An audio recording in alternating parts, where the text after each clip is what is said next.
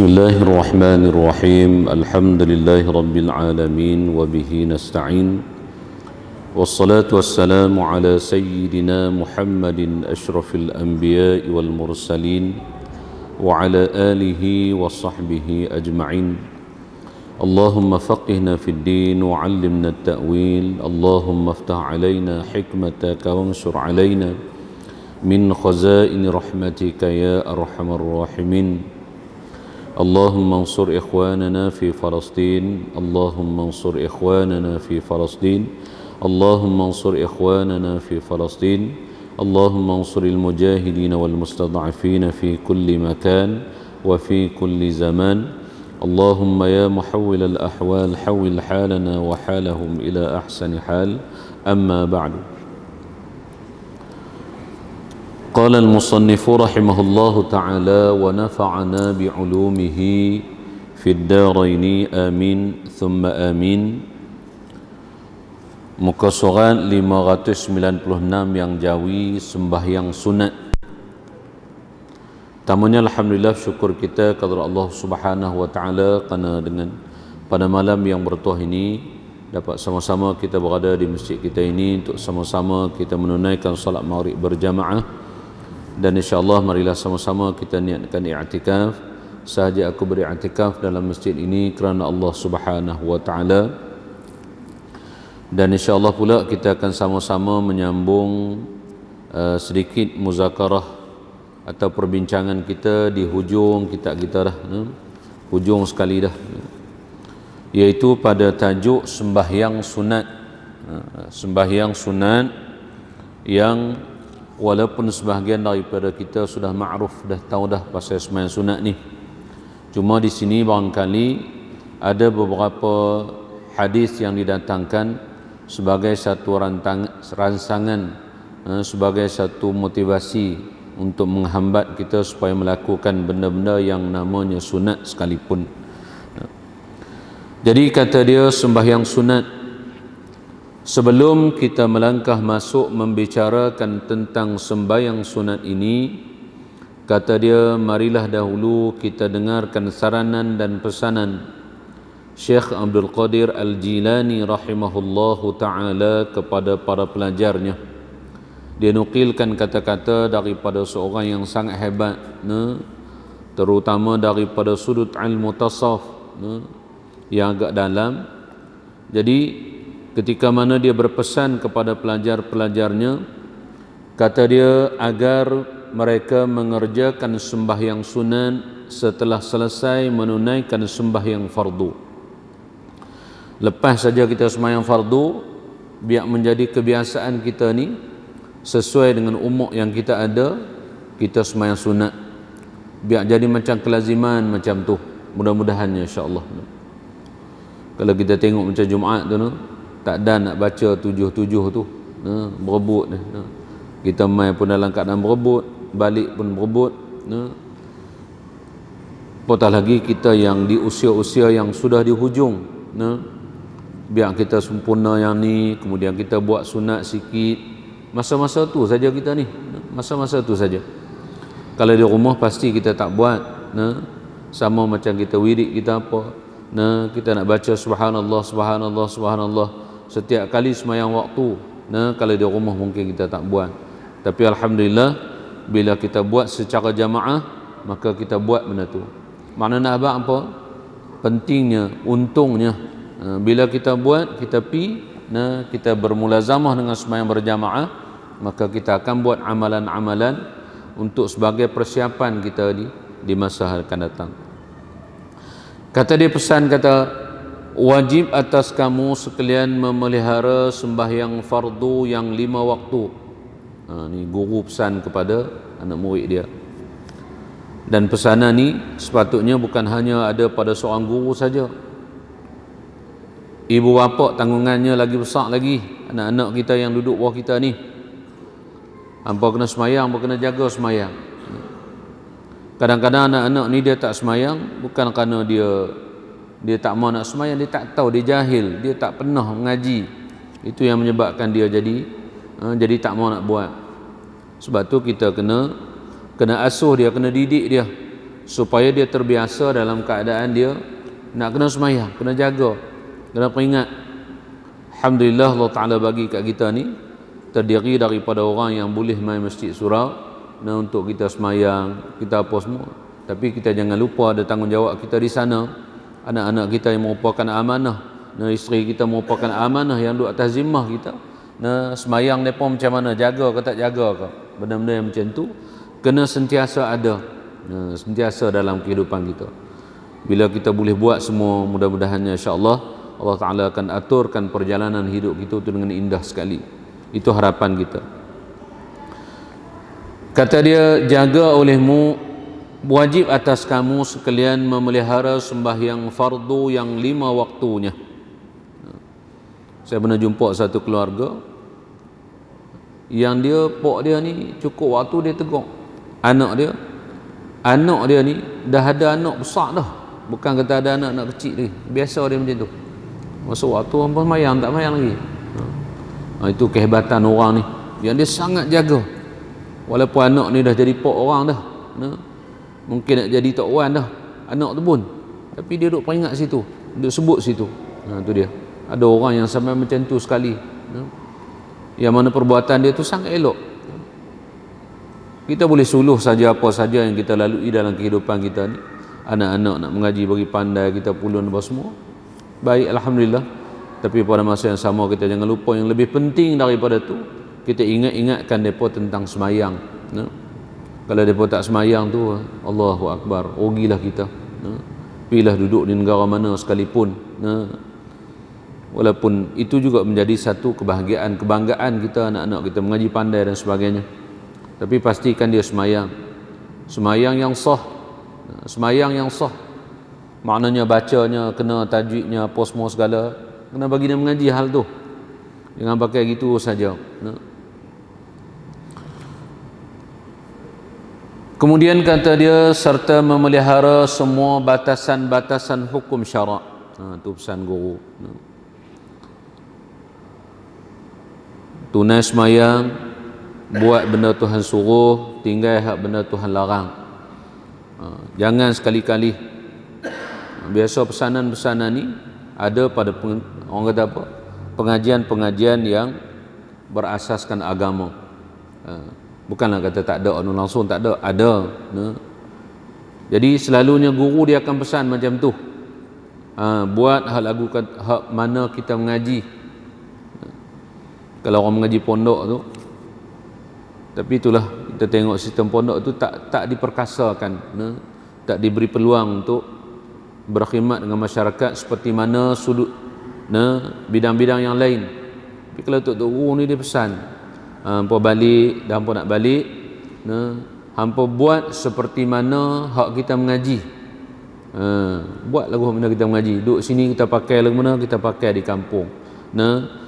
Ada tempat yang kita perlu kena duduk di depan, kita pergi duduk di depan. Bantu didik masyarakat yang ada. Tok guru dia pesan, dia tak ada minta banyak. Mengaji pesan tu, buat seperti mana hak kita biasa duduk mengaji. Buat gitu. Jangan buat luar daripada tu. Tapi kata-kata guru ni dia mosak, dia mudah-mudahan insya-Allah kita juga bila kita dengar apa yang ada, saranan yang ada daripada tuan kitab kita ini, mudah-mudahan ilmu yang kita dapat tu dia macam air. Bila dia lekat di hati kita, dia basah, dia melembutkan. Ada kata tanah air api angin tu, ilmu tu macam air. Mudah-mudahannya macam tu. Bila sentuh tu dia berasa, berasa ni. Tu dia. Apatah lagi kita di usia-usia kita ni, kalau boleh anak-anak cucu jadi khalifah Yasin, Allah berasa seronoknya. Kita buat halaqah di rumah dengan anak-anak cucu, anak menantu, tiba-tiba ada seorang di kalangan ni boleh macam ni, berasa bangga, berasa seronok. Siapa-siapa pun kita sangat inginkan bila kita sudah sampai satu tahap kematangan yang kita ada ni, kita sangat teringin benda macam tu. Apatah lagi kalau dia boleh, ketika kita sedang uzur, anak-anak cucu kita lah pergi lihat baca Yasin lah, apa semua sekali, boleh mandi, boleh tolong jadi imam sembahyang jenazah, boleh turun dalam kubur tu sambut jenazah. Benda-benda macam tu kita ingin, dan keinginan kita tu tak akan terlaksana melainkan kita kena ada plan, dia kena buat dia. Dia tak jadi sendiri lagu tu. Kemudian kata dia, apabila kamu sekalian telah selesai menunaikan kewajipan fardu, maka berpindahlah pula kepada mengerjakan yang sunat-sunat. Itu dia. Dah buat elok dah, fardu jaga baik kemah dah, kemudian tambah sikit lagi, beralihlah pula, lazimkanlah kita buat benda-benda yang sunat, khususnya dalam bab semayang ni. Itu dia pesan guru. Mudah-mudahan kita pun dapat ambil pesanan daripada Syekh Abdul Qadir Al-Jilani yang kita mengaji ni, nukilan ni. Di bawah tu ada perkataan dia dalam bahasa Arab. Kata dia, alaikum bihifdhis salawatil khamsi fi mawaqitiha wa hifdhil hududis syar'i jami'aha idza addaitumul farda fantaqilu ila an-nafli. Dalam kitab dia Jala'ul Khatir. Itu pesanan dia. Kata dia, sembahyang sunat merupakan ibadat yang tatawu', yakni yang sukarela. Dia buah makna situ. Tapi yang digalakkan oleh syarak pada mengerjakannya, namun bukanlah dia diwajibkan. Kita makruf semua benda sunat ni, benda yang sukarela kita buat, tapi sangat-sangat digalakkan. Cuma dia tak sampai tahap wajib. Justru itu kata dia tidak berdosa pada meninggalkannya. Bila kita faham kata wajib, wajib syar'i ni macam itulah, kita buat dapat pahala, tinggal tak berdosa benda-benda sunat ni.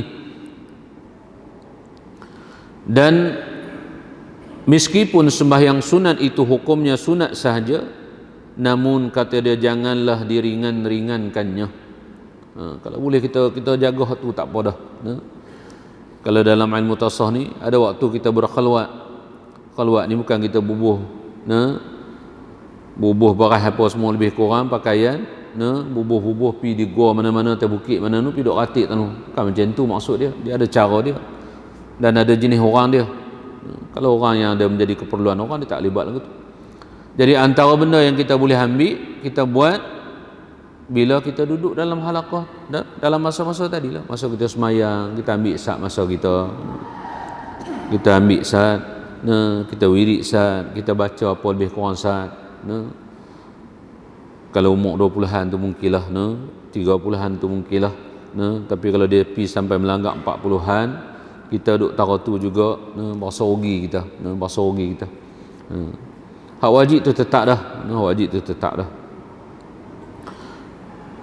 Kalau Allah Subhanahu Wa Taala takdirkan kita, kurniakan kita kelebihan macam tu, kita sangat-sangat kena bersyukur, sangat-sangat kita kena bersyukur. Bagi jadi kita ni ada sentuhan dia, bila sampai satu waktu ni kita berasa tak sudah lagu tu sesuai dengan umur kita lagu ni. Pakaian yang kita nak pakai pun, orang kata apa, yang sunnahnya, yang mungkin sesuai pakai untuk matinya, apa-apa sajalah kita nak cari. Apa lagi yang kita nak cari dalam kehidupan yang kita ada ni? Nak makan, kita tak makan, apa lagi? Semua makan dah. Western tak western, semua kita pun bukan lalu sangat dah. Tak lalu tak mana pun. Kita buat yang ni. Itu saranan dia. Mudah-mudahan merosak, tersentuh hati daripada kata-kata ini. Ini bukan nak abang kat tuan-tuan saja, untuk kita semua, termasuk saya juga yang cakap ni, patah lagi. Jadi kita jangan ringan-ringankan kata dia. Al-Imam Al-Ghazali, orang yang dia nukilkan tu, orang yang hebat-hebat ni. Orang ni bukan hanya setakat tulisannya, keilmuannya tinggi, tapi amalannya juga Allahu Akbar. Kerana dia tulis tu dengan rasa, dengan kehebatan dia. Rahimahullahu ta'ala berkata, seseorang tidak sayugia meninggalkan sembahyang-sembahyang sunat kerana dia menyempurnakan segala kekurangan pada sembahyang fardu. Orang yang bijak, orang yang pandai, orang yang alim. Imam Ghazali buat satu kata hikmah daripada keilmuan yang dia ada. Kita ni kata dia sepatutnya kita sembahyang sunat. Pasal apa? Sembahyang sunat ni dia boleh menampung kekurangan sembahyang fardu kita. Kalau yang lompong-lompong pada sembahyang sunat, pada sembahyang fardu yang kita buat, dengan kita buat sembahyang sunat ni dia boleh tampung balik supaya markah dia jadi penuh gitu. Manakala yang fardu itu merupakan modal perniagaan, dia buat satu apa dia panggil analogi lah, buat satu perbandingan. Sedangkan yang sunat itu menepati segala keuntungan perniagaan. Dinukilkan daripada kalam Syekh Abdul Samad Al-Falimbani dalam kitab dia Sayrus Salikin, iaitu kalam Al-Imam Al-Ghazali. Kalau kita nak buat bandingan, dia kata cuba renung macam ni lah. Sembahyang fardu tu macam kita modal kita nak berniaga. Untung tak mana? Untung tang sembahyang sunat. Pergi ikut tu. Allahu Akbar. Peringatan-peringatan yang baik. Nabi SAW bersabda, inna awwala ma yuhasabun nasu bihi yawmal qiyamah min a'malihim as-salah. Yaqulu rabbuna azza wa jalla li malaikatihi wa huwa a'lamu unzuru fi salati 'abdi atammaha aw naqasaha fa in kanat tammatan kutibat lahu tammatan wa in kana inqasa minha syai'an faqala unzuru hal li'abdi min tatawwu'in fa in kana lahu tatawwu'un qala atimmu li'abdi fariyadatahu min tatawwu'ihi thumma tu'khadhu al-a'malu ala dhaka. Maksudnya, sesungguhnya perkara-perkara yang mula-mula dihisab daripada amalan manusia pada hari kiamat ialah sembahyang fardu, yakni fardu yang 5 waktu. Mula-mula sekali nak tanya, nak hisab, ialah mengenai sembahyang kita cukup ke tak cukup. Waktu kita kena tanya selalu. Kalau alhamdulillah cukup, ada lagi yang kait dengan kita ni, anak isteri kita cukup ke tak cukup sembahyang mereka. Kita bagi ke tak bagi pendidikan yang sempurna yang membolehkan mereka itu sentiasa sedar kata kita kena sembahyang. Kalau tak ada, bimbang nanti ada kaitan dosa tu dengan kita. Tu nak. Dia pun nak mengaji, nak tuition pun tak apa, tapi sembahyang pun sembahyang tak lagi. Quran pun baca dah, kena mengaji, fardu ain, belajar bagi kena baca yang ni, baca yang ni, baca yang ni. Kena bagi lagu tu. Kalau hotline ni kita orang kata beratus kita ni, tak apalah, tak ada masalah tu.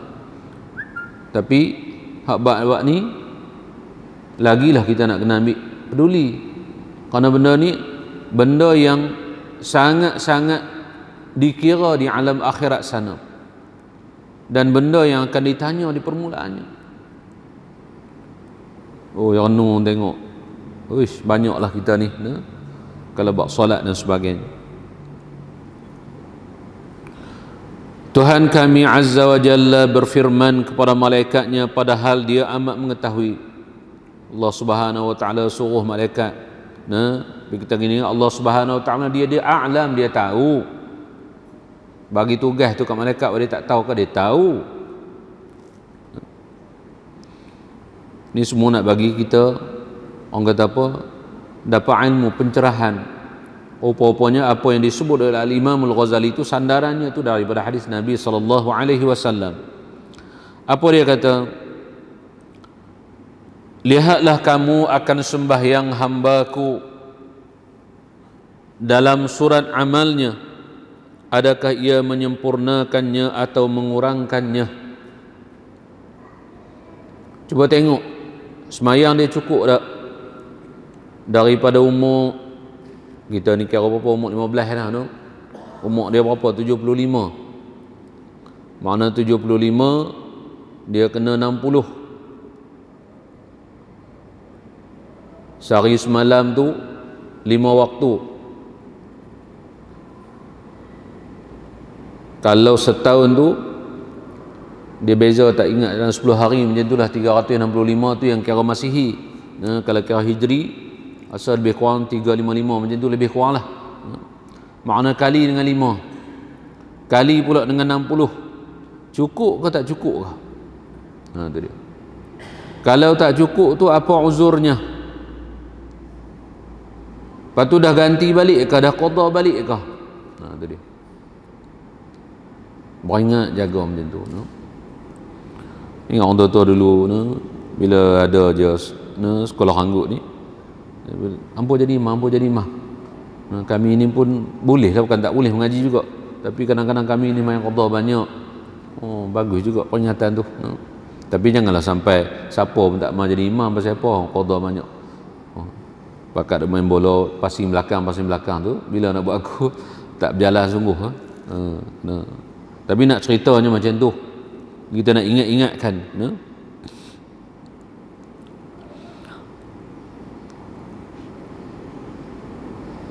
Kata dia, lihatlah kamu akan sembahyang hambaku dalam surat, yakni suratan amalnya.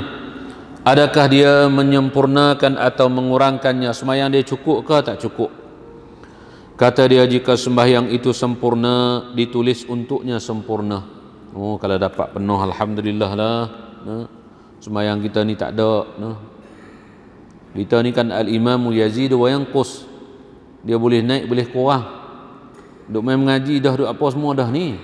Duk biasa apa semua. Tapi ada lagi main qada ni. Ada juga hari terbabah dia, hari terlepas dia, ada juga. Kita ni kemas dah kita ni.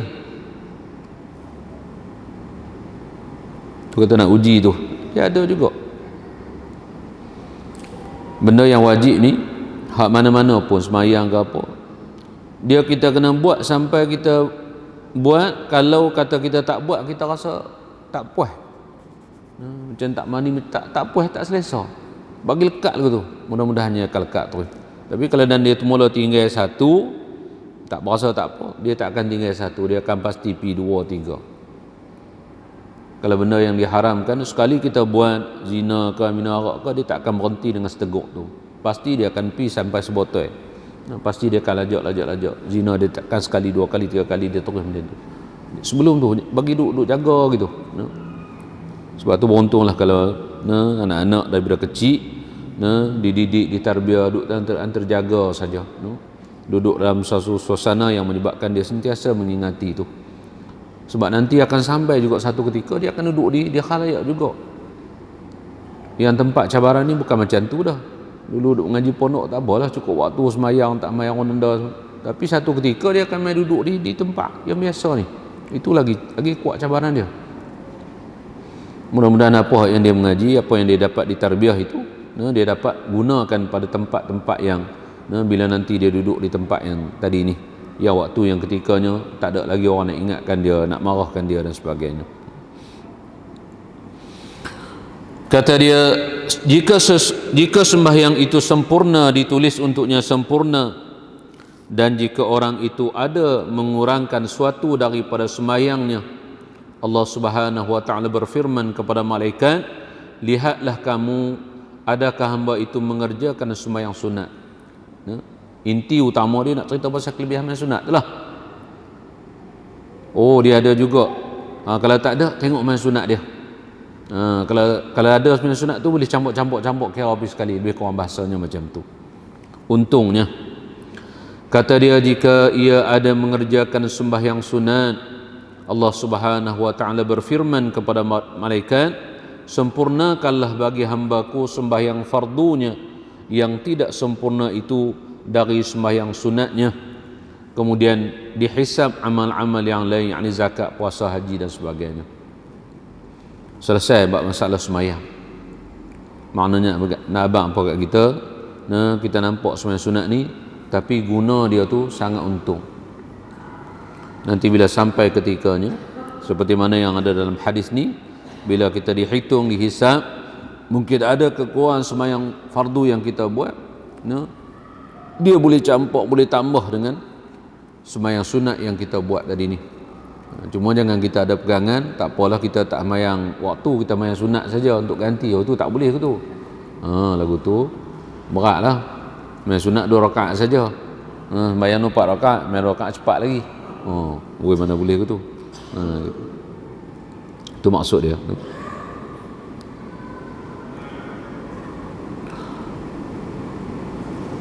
Kemudian maknanya bila kita selesai bab sembahyang tu, tak apa dah. Barulah nak kira zakat. Ni zakat pun jabat zakat duk peringatlah. Sebab dia sistem dia kira ikut Masihi lah.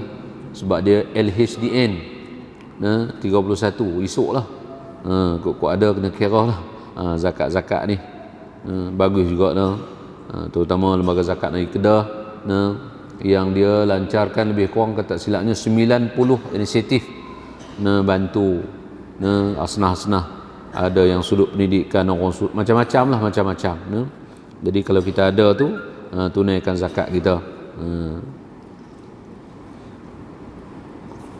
Puasa, zakat, haji, itulah. Hadis riwayat Abu Dawud daripada Abu Hurairah radhiyallahu anhu, tu hadisnya.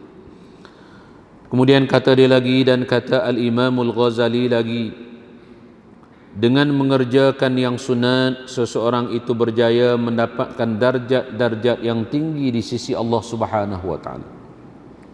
Ini kalam ulama ni yang hebat-hebat. Bila kita duk buat benda-benda yang sunat ni, di sana nanti dia akan ada pangkat dia. Dia tak duduk level yang biasa. Yang kita ni kalau dunia ni kan, kita nak carilah, biasalah kita ni. Dapat pangkat-pangkat ni kita maulah. Kan ada untung-untung dia. Kalau di akhirat, Al-Imamul Ghazali kata, buat sunat-sunat ni. Kalau kita rajin buat sunat ni, kita akan dapat darjat yang tinggi di sisi Allah Subhanahu wa taala. Mana ada kira. Ada nama lah, ada ni sikit lah. Tu dia untungnya. Al-Imamul Ghazali dalam kitab Bidayatul Hidayah, di tepi kitab Minhajul Abidin, kata dia, orang yang mengerjakan sembahyang sunat itu adalah terdiri daripada orang-orang yang mahukan keuntungan dan kejayaan dunia dan akhirat.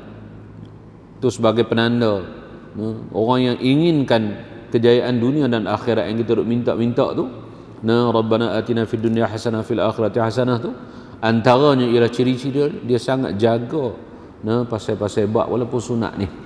Elok sangatlah, sesuai dengan umur kita dan sebagainya.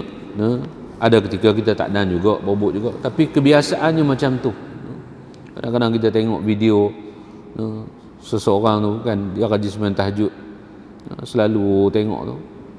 Kemudian bila sujud, tak ingat sujud yang pertama ke sujud yang kedua gitu lah, Allah Subhanahu wa taala ambil umur dia.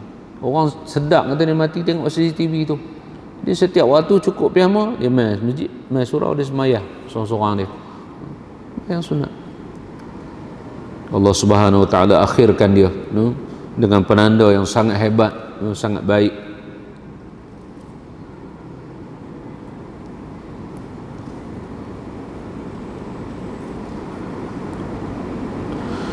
Orang yang mengerjakan sembahyang sunat itu terdiri daripada orang-orang yang mahukan keuntungan dan kejayaan dunia dan akhirat, serta sentiasa menyahut seruan dan tawaran lumayan Allah dan Rasulnya.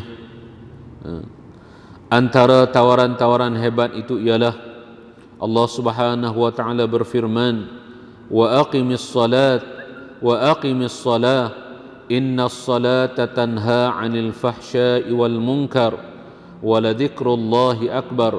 Surah Al-Ankabut ayat yang ke-45, maksudnya, dirikanlah sembahyang, sesungguhnya sembahyang itu mencegah daripada angkara keji dan perbuatan durjana, dan sesungguhnya mengingati Allah itu adalah lebih besar faedahnya dan kesannya.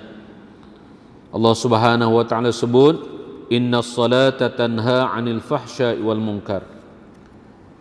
Itulah dia pagang untuk kita kawal diri kita, untuk kita kawal anak-anak kita. Hampa jaga semayang. Kalau hampa semayang sungguh-sungguh, tak akan berlaku benda fahsyak dan munkar. Jadi tak teringin, jadi tak seronok, jadi tak mau buat. Anak-anak kita ni bukan duduk dengan kita 24 jam. Ada waktu dia pergi mengaji mana kata nu. Siapa nak tengok, nak jaga dia? Allah Subhanahu Wa Taala sebut pagak dia utama dia, suruh dia berjaga semayang. Sebab semayang tu jaga. Telefon tanya sekali semayang dah, jangan tak semayang, peringat. Kita dah bagi didikan dah, peringat selalu. Mudah-mudahan semayang yang sebenar tadi ini seperti mana Allah Subhanahu Wa Taala sebut, tidak akan menjebak dia dalam benda-benda yang ada lagi di luar sana tu. Dia macam-macam lagi tu. Anak-anak lah duduk dalam rumah pun kita akan tahu apa zaman telefon ni. Macam-macam dia boleh, semua segala ada cabarannya. Jaga semayang. Aurat dia banyak pesan-pesan.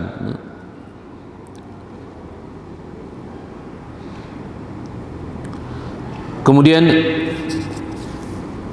sabda Rasulullah sallallahu alaihi wasallam, "Man shalla fi yawmin wa laylatin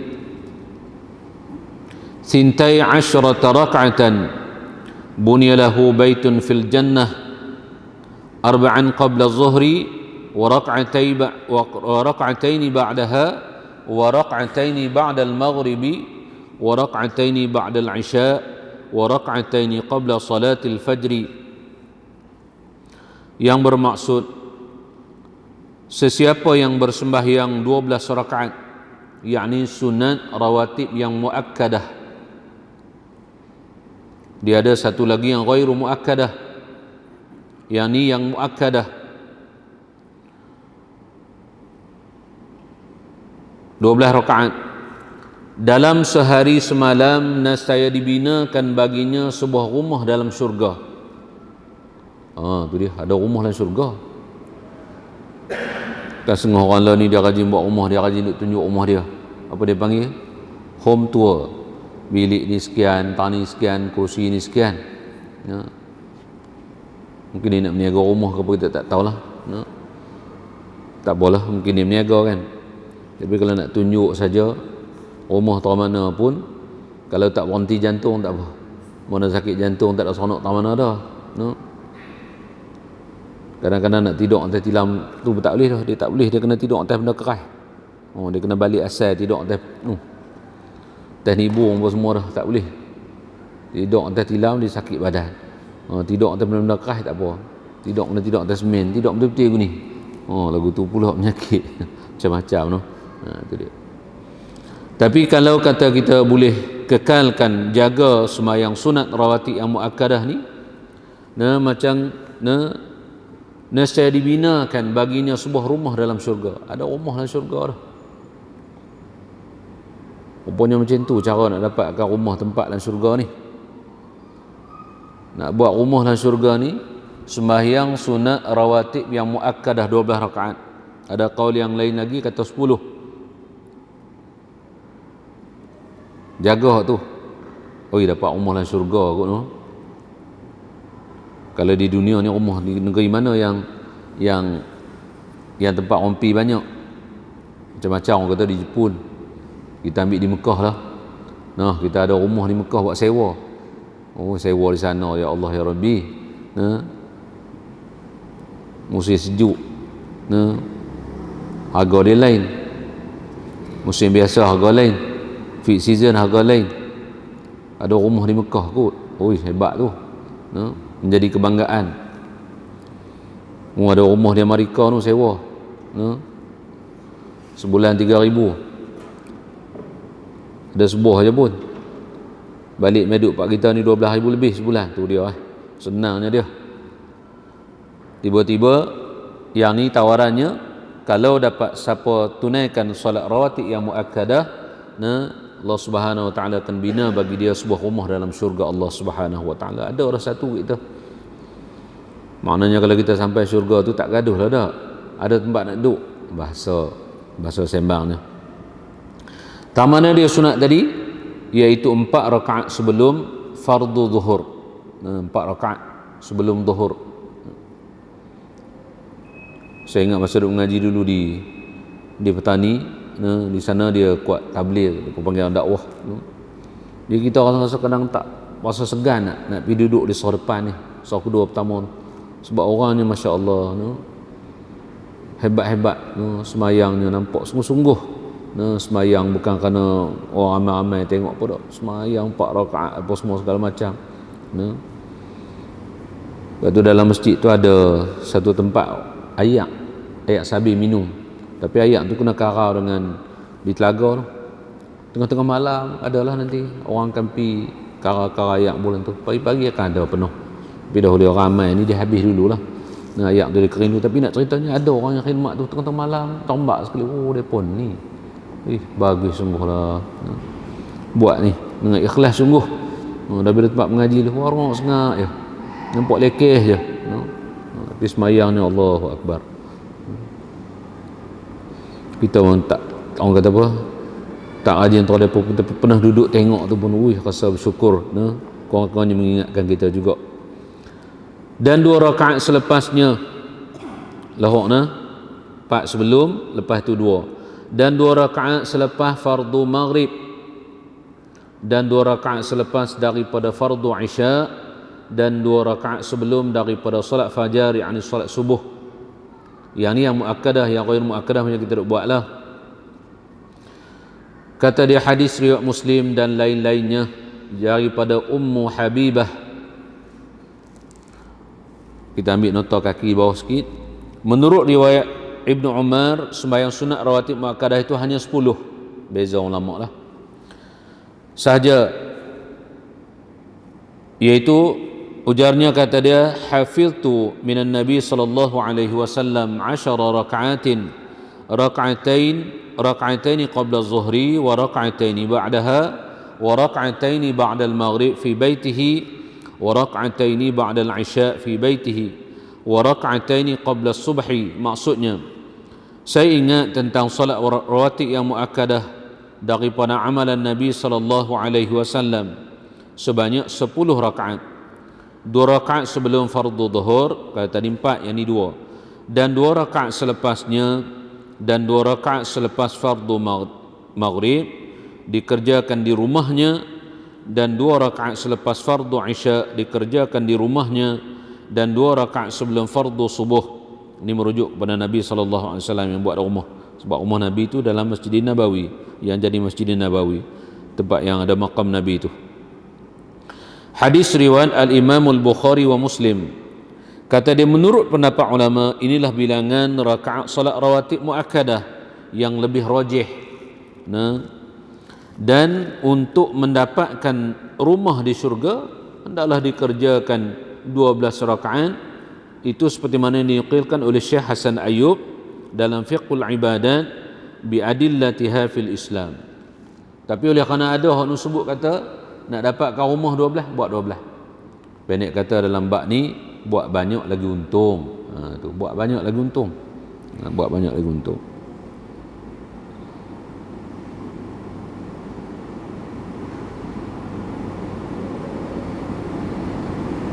Rumah dalam syurga tu, bukan rumah di sini.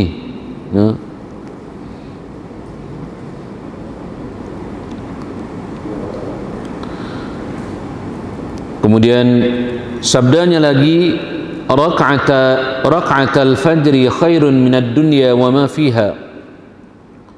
Maksudnya 2 rakaat sunat fajar itu terlebih baik daripada dunia dan apa yang terkandung di dalamnya. Dalam dunia ni apa yang menilai? Tanah, rumah, macam-macam lah, apa saja. Kita ada tanah di sini sekian-sekian. Sekaki 300. Tu dia Serlung sampai berapa juta, puluh-puluh juta. Ada rumah di sini sekian-sekian. Hebat. Tapi kata Nabi SAW, sembahyang sunat 2 rakaat sunat subuh lebih lagi daripada dunia dan segala isinya. Kata tak kata lah. Kereta mewah hebat apa, tak boleh nak banding dengan kehebatan kelebihan 2 rakaat sembahyang sunat subuh. Makna subuh tu kita awal sikit daripada biasa. Bila kita boleh dia tak ngam-ngam sangat dengan waktu tu, itulah lagi untung lah. Tu maksudnya. Sabdanya lagi, Man hafadha ala arba'in qabla az-zuhri wa arba'in ba'daha harramahu Allah ta'ala 'alan nar. Maksudnya, sesiapa yang memelihara, yakni duk jaga sedia sembahyang sunat 4 rakaat sebelum daripada fardu zuhur dan 4 rakaat selepasnya, ni maksudnya muakkadah dan ghairu muakkadah. Yang ghairu muakkadah pun ada kelebihan dia. Macam di sini, nasihat Allah Ta'ala mengharamkannya daripada masuk ke dalam api neraka Allah Subhanahu Wa Ta'ala. Salah satu daripada benteng tu, melainkan kalau ada kesilapan-kesilapan yang lain. Tapi kalau tak ada tu, tu dia satu daripada dia dah. Kelebihannya bila dapat 4 rakaat sebelum zuhur dan selepas rakaat juga 4 rakaat, 4 rakaat selepasnya, maka Allah Subhanahu Wa Ta'ala akan haramkan tubuhnya daripada api neraka Allah Subhanahu Wa Ta'ala. Hadis riwayat Muslim dan Abu Daud dan At-Tirmizi dan An-Nasa'i dan Ibnu Majah daripada Ummu Habibah. Sekali lagi, sabdanya lagi, rahimahullahu mra'an shalla qabla al-'asri arba'an. Tadilah ni asak pula. Maksudnya, Allah Subhanahu Wa Ta'ala merahmati seseorang yang bersembahyang 4 rakaat sunat sebelum fardu asar. Tadi lah, ni asak ada kelebihan dia pula.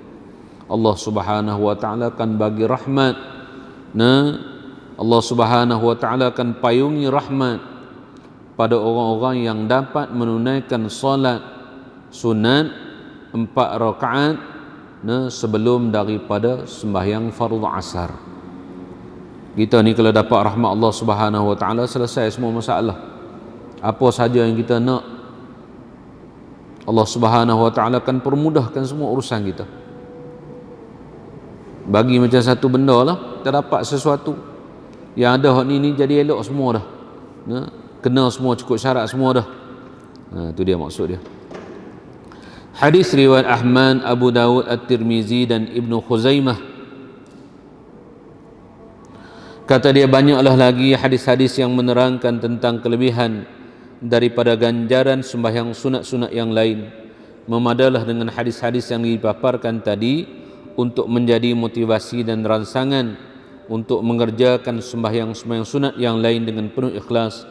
Kerana kalau disebutkan hadis-hadis yang banyak nanti, dibimbangi tidak ikhlas pula lantaran bersikap menuntut upah dan ganjaran. Itu saranan dia lah.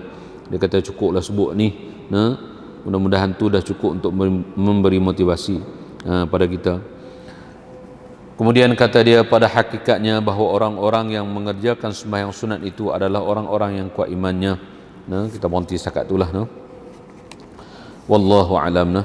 A'udzu billahi minasyaitonir rajim. Bismillahirrahmanirrahim. Alhamdulillahirabbil alamin. Wassalatu wassalamu ala sayyidina Muhammadin asyrafil anbiya'i wal mursalin wa ala alihi washabbihi ajma'in. Allahumma aghnina bil 'ilmi wa zayyinna bil hilm wa akrimna bit taqwa wa jammilna bil 'afiyah. Alhamdulillahirabbil alamin.